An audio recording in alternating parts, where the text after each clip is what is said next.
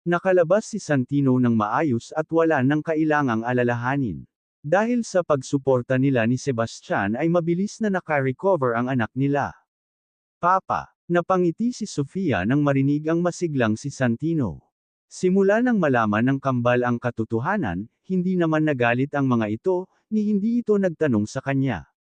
Nakita niya ang kasiyahan sa kambal at ang pananabik na maramdamang may ama. Nawala na ang takot niya. Isa na lang naman ang inaalala niya. Ito ay ang pagtanggap ng ina ni Sabina sa kanila. Malamang hindi pa rin ito papayag, at kapag nalaman nito na balak na nilang bumukod ni Sebastian ay eksena na naman ito. Nakahanda na si Sofia sa maaaring mangyari, pero ang puso niya tiyak na madudurog na naman. Dahil sabik sa lolo't lola ang kambal, tiyak na excited ang mga ito na makilala ang pamilya ni Sebastian, pero hindi naman masaya ang magiging damdamin ng mga ito lalo na si Telma. Ayaw niyang mapahiya ang kambal. Hindi niya ipipilit ang kambal lalo na ang sarili niya.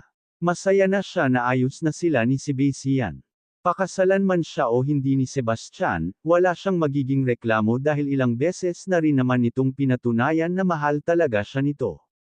May pasalubong ako. Inilabas ni Sebastian ang maraming laruan. Napailing-iling siya habang ang tiya niya naman ay masayang nakamasid. Naluluha pa nga ito dahil sa tuwa na makokomplito pa rin pala sila. Siya din naman, ni sa hinagap hindi niya iyon naisip, pero ngayon naniniwala na siya sa tadhana.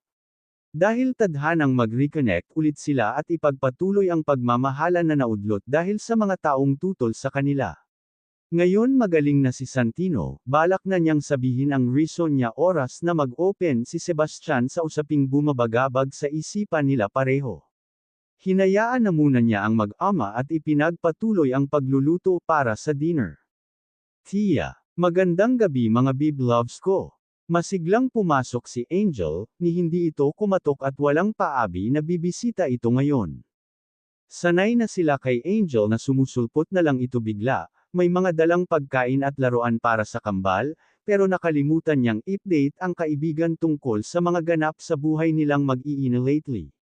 Natigilan ito at nagulat nang makita si Sebastian na karga si Sabino.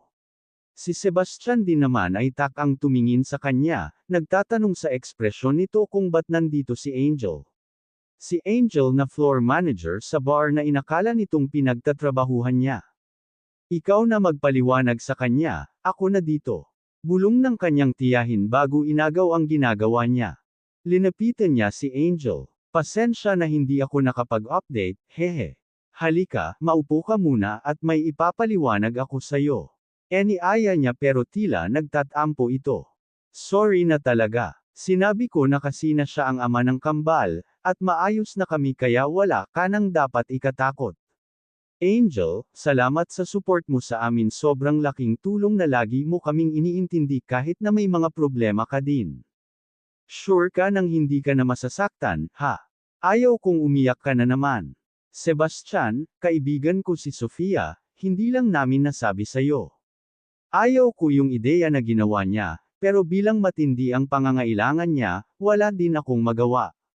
Masaya ako na binubuo mo na pala ulit ang pamilya mo. Salamat naman dahil makakampante na ako. Hindi ko akalain na kaibigan mo pala siya.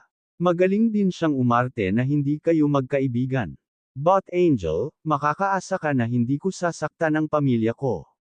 Pakakasalan ko si Sofia at imbitado ka. Salamat sa pagsuporta sa kambal namin, at salamat kasi naging kaibigan ka ni Sofia. Tita Angel, yamakap si Sabino at Santino sa kaibigan niya. Tita, miss ka na namin. Si kuya na hospital po.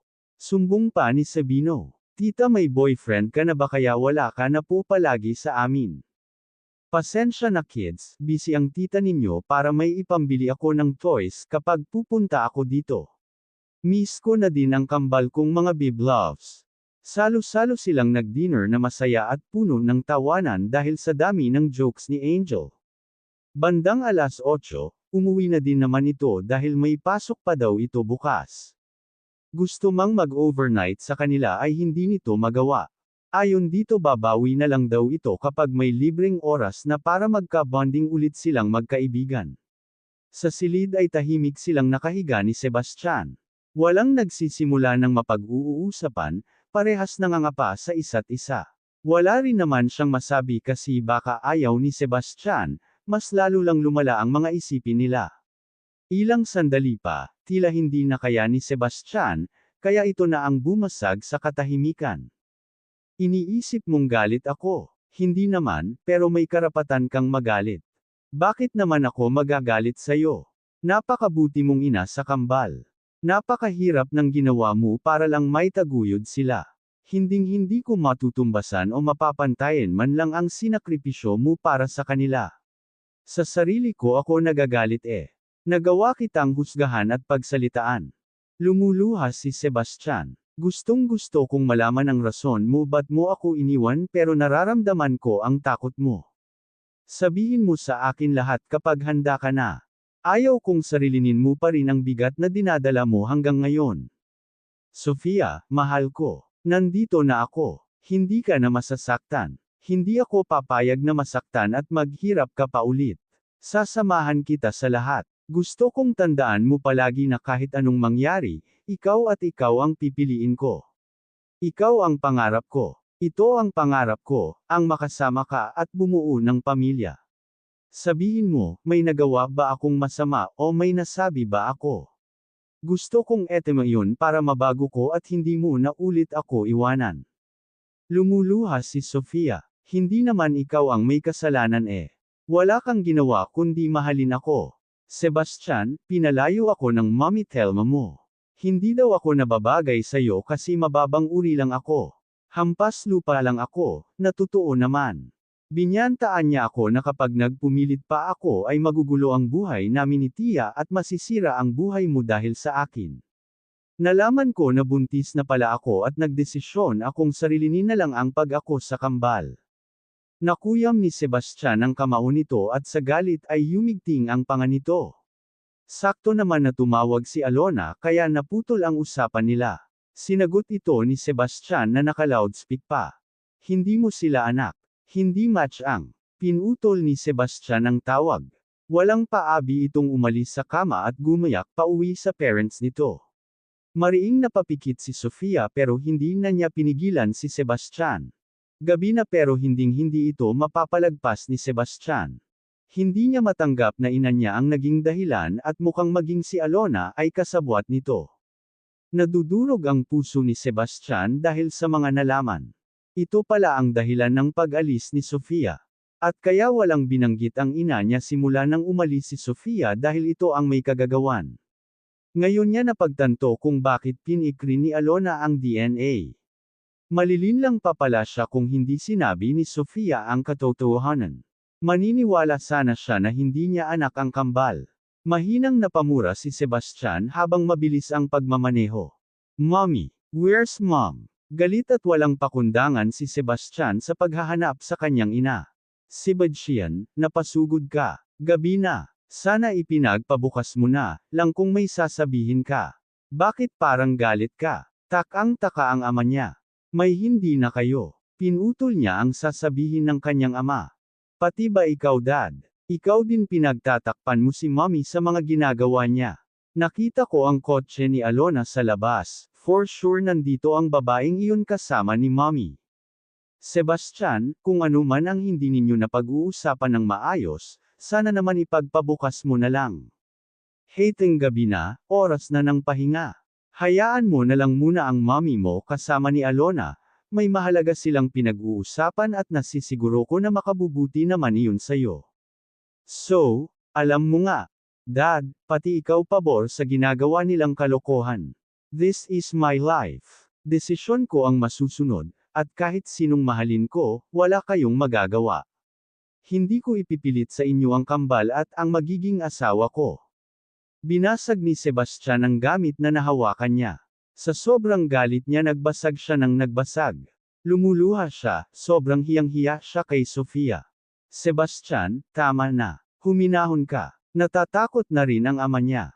Nakikita niya sa ekspresyon nito ang guilt at mas lalo lang siyang nagagalit kasi totoo nga na itinaboy ng pamilya niya si Sofia. Enough. Sebastian, tama na. Para kang batang nagmamaktol. Sohi ng galit niyang ina na nilabas na siya. Nakabuntot si Alona at hindi makatingin ng diretsyo sa kanya. Sugatan ang kamay ni Sebastian dahil bukod sa pagbabasag ay pinagsusuntok din niya ang pader. Parang bata, inirespeto kita dahil ina kita at mahal kita, pero napakasama mo pala. Grabe ka, paurong ka kung tumanda. Parehas kayo ni Daddy. Hindi si Sofia ang dumurog sa akin kundi sarili kong mga magulang. Binuo ako ni Sofia kahit na akala ko siya talaga ang nang iwan sa akin ng walang dahilan, pero nalaman kong tukano mo pala lahat.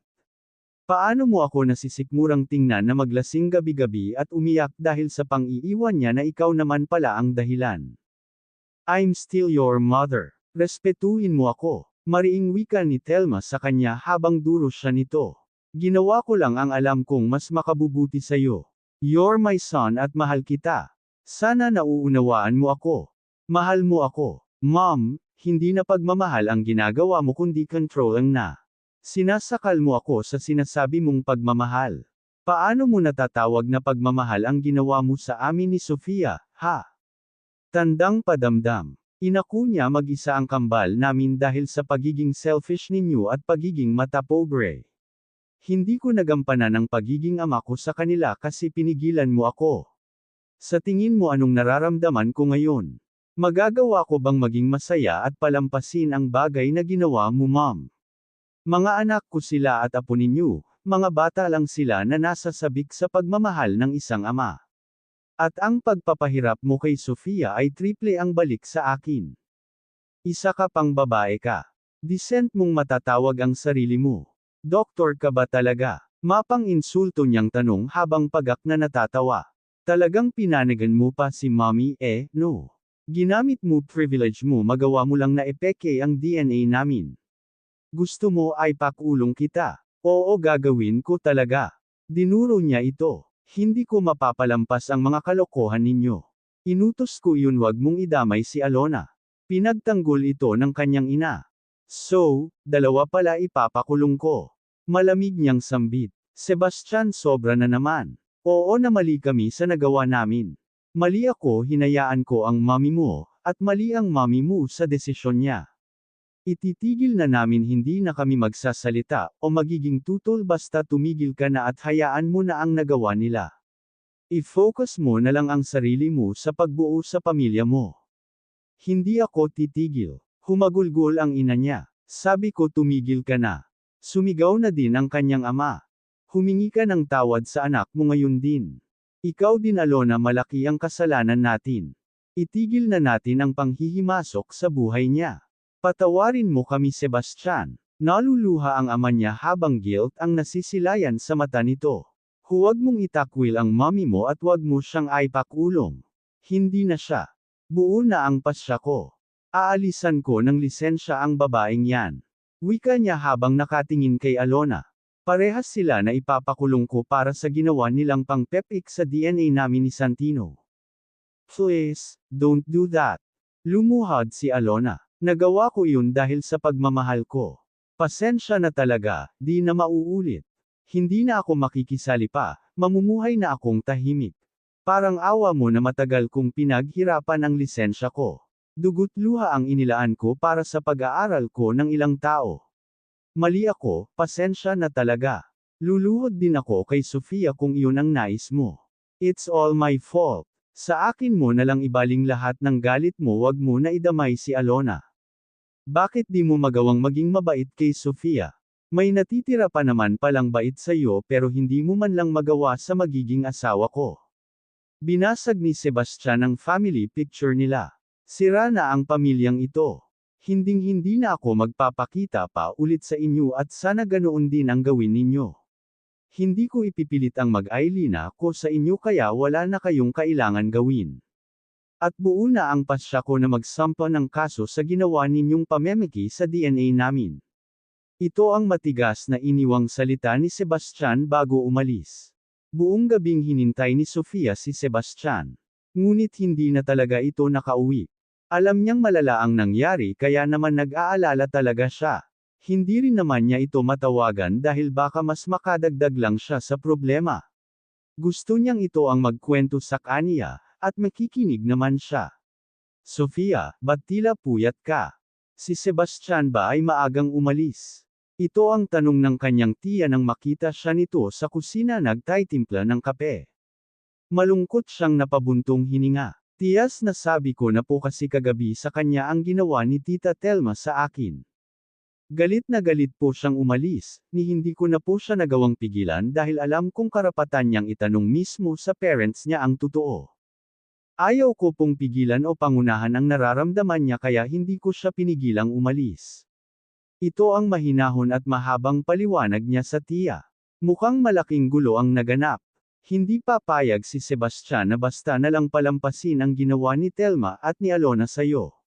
Ipaglalaban ka niya Sofia, at alam mo yan.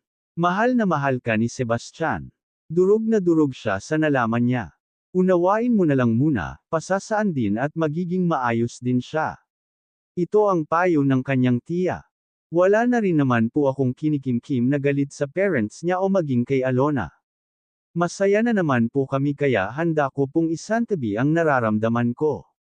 Hindi man po ako gusto ng parents niya di na po ako magpupumilit. Hindi ko na rin po ipipilit si Santino at Sabino. Dahil ang pinakamahalaga sa akin, tanggap po sila ni Sebastian. Iyon lang masaya na po talaga ako at wala nang mahihiling pa. Sabik pa naman sila sa lolo't lola. Akala nila tanggap sila pero hindi pala. Upang di masaktan ng kambal, huwag na lang ninyong ipaalam. Paglaki nila mauunawaan rin naman nila ang sitwasyon. Basta ikaw at si Sebastian masaya at walang magiging problema. Hangad ko ang kasiyahan at ang tibay ng inyong pagsasama. Naway manatiling buo ang inyong pamilya. Natigilan sila sa mesensi ng pag-uusap nang tumunog ang cellphone niya. Si Sebastian ang tumatawag, pero nang sagutin niya ay iba ang narinig niyang boses. Bes, si Angel ito pasensya na, ngayon lang ako nakatawag. Hindi ko naman kasi alam na dito pala magdamag na uminom itong magiging jusawa mo. Hay naku, inaway mo ba to? Hinihiwalayan mo na naman ba? Lasing na si Sebastian pero ayaw umuwi. Ayaw din naman na tawagan kita, pero wala siyang lakas para pigilan ako. Ayaw ko namang matigok siya dito. Bes, wala naman bang problema? Malungkot na tinignan niya ang kanyang tiyahin. Sige na puntahan mo na. Hayaan mo na lang muna baka kailangan lang talaga niyang makapag-isip-isip dahil sa akin man iyon mangyari ay talagang masakit. Lalo't mga magulang niya ang naging dahilan ng paghihirap mo. Bes, papunta na ako. Pakiusap, huwag mo muna siyang iwanan hanggat wala ako. Sige na pumunta ka na. Sakay ng taxi na kinuha niyang service ay agad siyang nakarating sa bar na pinagtatrabahuhan ni Angel. Sa pagpasok niya ay natano agad niya si Sebastian na halos dumukdok na sa kalasinggan. Wala ng mga tao, ito na lang ang natitira dahil umaga na nga. Salamat Bes, pasensya ka na pinag-alala din kita. Don't worry walang hiwalayan na mangyayari. Problema lang ito sa pamilya niya, at alam kong malalampasan din namin ito. Sebastian, hinawakan niya ito sa kamay upang pigilan ang muling paglagok sa alak na punong-puno sa baso nito. Bakit nandito ka? Mula sa lasing nitong boses. Uuwi din ako. Sorry natagalan ba ako? Sorry talaga nag-alala ka pa. Muntik pa itong matamba na hawakan lang niya. I'm sorry. Niyakap siya ni Sebastian habang umiiyak. Sorry talaga. Hindi mo dapat dinanas iyon. Sana nalaman ko. Sana hindi ako naging mahina para hindi ako nagmakmak lang noon. Sebastian tapos na naman iyon. Pakiusap kalimutan na natin ang nangyari. Ayaw kong makaapekto ito sa binubuo nating pamilya. Malulungkot ang mga bata kapag nakita nilang ganito ka. Pilit na pinapatatag ni Sofia ang sarili niya. Tahan na. Ngayong alam mo na wala na makakahadlang pa sa atin, di ba? Alam kong ipaglalaban mo kami kasi mahal mo kami. Pakiusap, tama na. Umuwi ka na sa amin. Hinihintay ka na ng kambal. Hinahanap na nila ang papa nilang pogi. Mas lalo lang umagos ang luha ni Sebastian. Hinayaan lang niya itong ilabas ang nararamdaman, at pagtapos nitong umiyak at kumalma na ay inaya na niya ito. Sa kalasinggan nito, hindi ito makalakad ng diretsyo kaya naman kinailangan pa niyang magpatulong sa driver upang maipasok ito sa loob ng bahay. Dinagdagan na lamang niya ang bayad para sa abala niya.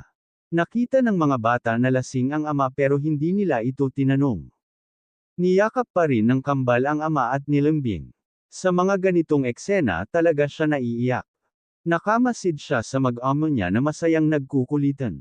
Lagi talaga niyang hinihiling na sana pawiin na ang bigat na dinadala nila at mag-focus na lang sa panibagong pagkakataon na ibinigay sa kanila. Nahimasmasan si Sebastian at nagising siya na nasa silid na katabi ang napakaganda niyang minamahal na si Sofia. Napangiti siya habang pinagmamasdan ito na mahimbing ang tulog. Napamulat ito at nahuli siyang nakatitig kaya naman natawa ito. Nahimasmasan ka na. Pasensya na. Bakit? Para saan? Wala ka namang kasalanan. Sebastian, kalimutan na natin ang masamang nakaraan. Makakaasa ba ako na hindi mo nasisisihin ang sarili mo? Magsasampa ako ng kaso sa kanila. Pinik nila ang DNA namin ni Santino. Si Mommy at si Alona magsasampa ako ng kaso. Pakiusap ayaw ko na ng gulo. Pinapatawad ko na sila, at sana pabayaan mo na rin, anuman ang nagawa nila. Pakasal na tayo at mamuhay na ng tahimik kasama ang kambal at si Tia. Sinihil ni Sebastian ng halik si Sofia. Ngunit natigilan siya nang kurutin siya ni Sofia. Si Santino at Sabino kasi nagising bigla di niya namalaya na kasama pala nila sa silid, sa ibaba natulog ang dalawa. Papa ano pong ginagawa mo kay mama? Si Santino ang nagtanong. Wala anak hehe. Si mama kasi may sugat sa labi ginamo ko lang. Palusot ni Sebastian sa anak na nahuli sila. Hindi mo naman sinabi na dito din pala sila natulog, hehe. Napakamot pa sa batok si Sebastian ng bamulong ito sa kanya. Natawa lang siya bago ito hinagkan sa pisngi. Hindi na niya nasabi kasi lasing naman ito. Inilipat ng kambal ang foam sa silid nila para daw magkakasama sila. Hindi naman kasi kasya sa higaan dahil di naman kalakihan ng kama. Ngayon pare-parehas na silang gising ng ganitong oras. Bumangon na si Sofia para maghanda ng makakain nila. Nakasunod naman ang tatlo sa kanya na para bang inahin siyang manok at inakay niya ang mga ito. Ipagluluto kita ng soup para sa hangover mo. Mga bata wag kulitin si Papa, may hangover pa siya. Hayaan mo na, ayos lang naman. Hindi naman nakakamatay ang hangover. Spoiled talaga ang kambal. Papa may magiging kapatid na po ba kami? Gusto na po kasi namin eh. Si Sabino ang nagtanong ng biglaan, baka na curious. Ganito naman talaga ang mga bata kahit ano na lang itinatanong nila. Napangiti siya at hinayaan na si Sebastian ang sumagot at magpaliwanag. Nak, depende kasi kay mama nyo. Sa ngayon naka-focus muna kami sa inyo at sa plano naming pagpapakasal.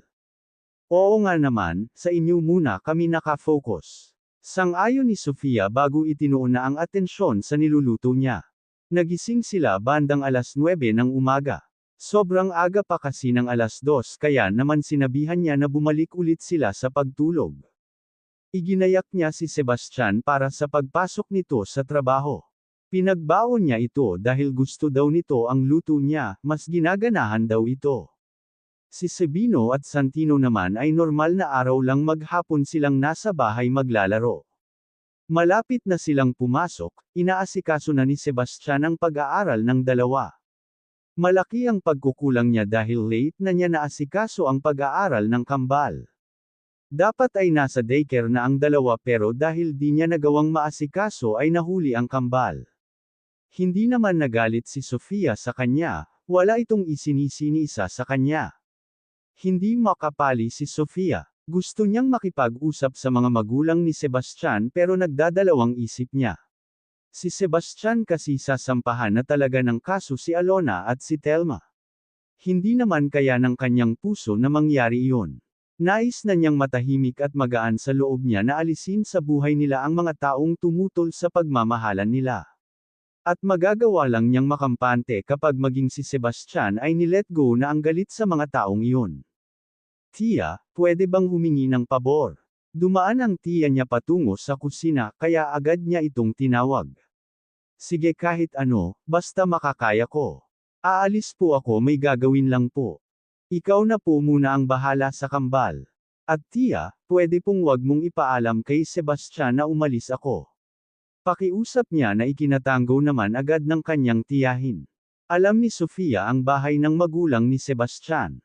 Lakas loob siyang nagtungo sa mga ito upang sa huling pagkakataon, maipaliwanag niya ang sarili at magpatawad na rin.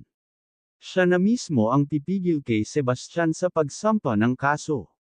Siya na ang kakausap sa partner niya upang wala na ring bigat na dalhin ang parents nito. Sofia, gulat ang ama ni Sebastian nang makita siya. Hindi naman siya nagmataas at hindi rin nagpakumbaba. Normal lang ang ekspresyon niya pero hindi siya nagsusungit. Nandito ho ako para makipag-usap ng maayos. Sana po ay tanggapin ninyo ako kahit bilang tao na lang, di na bilang magiging asawa ni Sebastian. Diretso niyang sabi ni walang paligoy-ligoy o pabalat. Si Ma'am Telma po. Sana kasama siya na makausap ko. Nandito na ako, hindi na ako kailangang tawagin. Matibay ang loob nito pero deep inside alam niyang nahihirapan ang damdamin nito. Hindi na itutuloy ang kaso. Hindi ako papayag na ituloy kaya hindi na kailangan isipin iyon ni Alona o isipin mo pa, Ma'am Telma. Nakipagtagisan siya ng tingin kay Telma. So, dapat ba magpasalamat ako? Gusto mong magpasalamat? Pinutol niya ito. Hindi ho. Hindi naman ako umaasa na gagawin niyo iyon. Nakilala ko na ho ang ugali ninyo at hindi na ako nagulat. Natawa ito. Matapang ka na. Dahil ba sa ipinaglaban kanya at itinakwil kami? Dahil pakakasalan kanya at makikinabang ka sa pera ng aking anak? Telma, umaalingaw-ngaw ang malakas na boses ng ama ni Sebastian. Hindi ka talaga madadala. Tinakwil ka na ng anak mo, ganyan ka pa rin. Matanda ka na. Be a good example. Be a good mother. Napayuko si Sofia, pilit na pinapatatag ang loob niya. Masaya ka na, Sofia. Nagawa mo nang maghiganti sa akin. Akala mo ba hindi ako nadudurog? Sobrang sakit na itakwil ng sariling anak. Hindi mo alam kung gaano kasakit ang nararamdaman ko ngayon. Lumuluhang hinarap niya ito may mapait na ngiti sa lobby. Akala ko mauunawaan niyo ako, Ma'am Telma. Ina ka rin gaya ko. Bakit, hindi ba ako nadurog? Hindi ko magawang tingnan ang mga anak ko sa gabi kapag samasagi sa isip ko na wala silang ama dahil sa kagagawan ng lola't lolo nila. Hindi ko masabi sa kanila na buhay naman talaga ang papa nila, pero hindi lang pwedeng makasama. Mababang uri lang kasi ang tingin ng pamilya ng ama nila sa mama nila. Hindi ho ba't mas nakakadurog iyon? 5 taon ho akong nagtiis at itinaguyod ang kambal na walang hininging tulong ni piso sa pamilya niyo para sabihin mong magnanasa lang ako sa pera ni Sebastian. Nagawa kong palakihin ang kambal at magagawa ko silang palakihin kahit wala si Sebastian, pero Ma'am Telma. Natigilan siya saglit. Sa tingin mo ba nararapat iyon kay Sebastian? Ikaw ang pumihil sa kanya. Hanggang sa huli, gusto ninyong pigilan siya kaya ganoon na lang ang galit niya, pero para sa ikatatahimik namin. Nandito ako nakaharap sa inyo para sabihing walang kasong magaganap, pero wala na rin ho kayong akses sa buhay namin, sa pamilya ko. Hanggang dito na lang ho. Naway patahimikin na rin ninyo ang inyong mga sarili. Lumabas na siya na may ngiti sa lobby kahit na lumuluha. Gumaan ang pakiramdam niya nang masabi niya lahat ng hinanakit niya.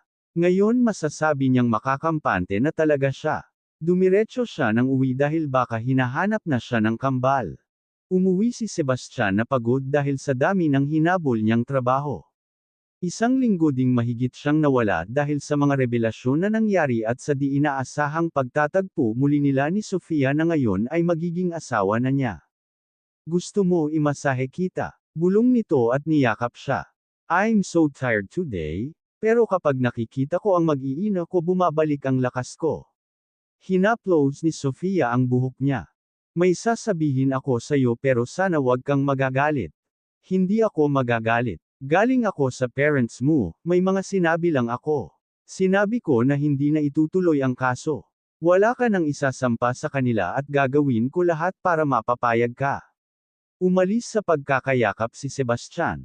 Sofia, bakit? Pinigilan siya nitong magsalita agad. Gusto kong mag-let go na sa mga galit at bigat na dinadala natin. Pamilya mo pa rin sila, hindi na maalis sa iyo iyon.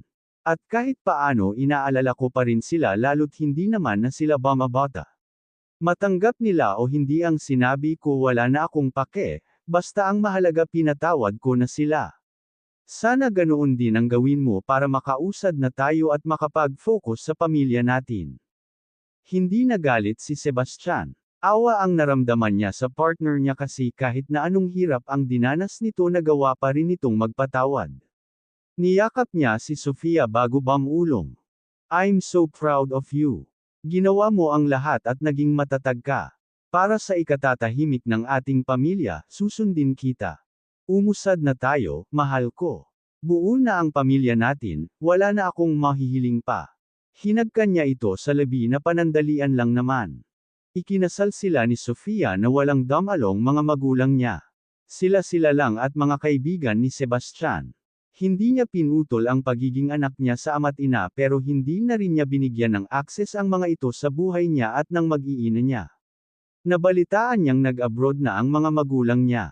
Walang pinagsisihan si Sebastian sa mga naging desisyon niya. Masaya siya na ipinaglaban niya ang mag-iina niya. At kahit paulit-ulit pa siyang papiliin ay si Sofia pa rin ang babaeng pakakasalan at iibigin niya.